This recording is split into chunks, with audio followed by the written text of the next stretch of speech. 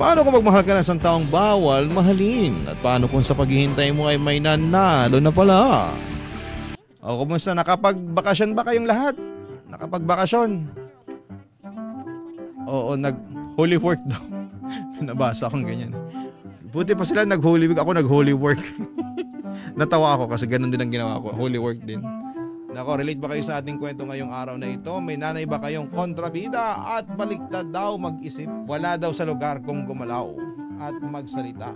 Nako, ganyan po ang kwento ng ating center for today na si Zenny sa kanyang ina. Kayo ba may mga nanay na pasaway? Yan po ang nangyari sa kanya, no? Si It's Nexelo, paano kung magmahal ka ng isang taong bawal mahalin?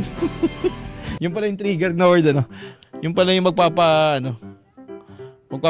Paano kung magmahal ka ng isang taong bawal mahalin? Paano kung magmahal ka ng isang taong bawal mahalin? At paano kung sa paghihintay mo ay may nanalo na pala? Hugot po, Papa Dudut. Si Ali, hugot po, Papa Dudut. Ano mang huhugutin ko? Wala naman akong pinasok. Hugot kayo ng hugot dyan. Ano, di ba? Hugot daw, hugot. Wala naman akong pinapasok. Anong huhugutin ko? Kayo talaga, pinapasakit yung bangs ko, ha? Alam nyo ba? Chismis pala to, hindi story. Alam nyo ba? Sabi ni, bakit nandito ka? Paano kung, na naman kayo sa mga paano kung magmahal ka ng isang taong bawal mahalin na? Paano kung magmahal ka pag nakakita, no? Paano kung?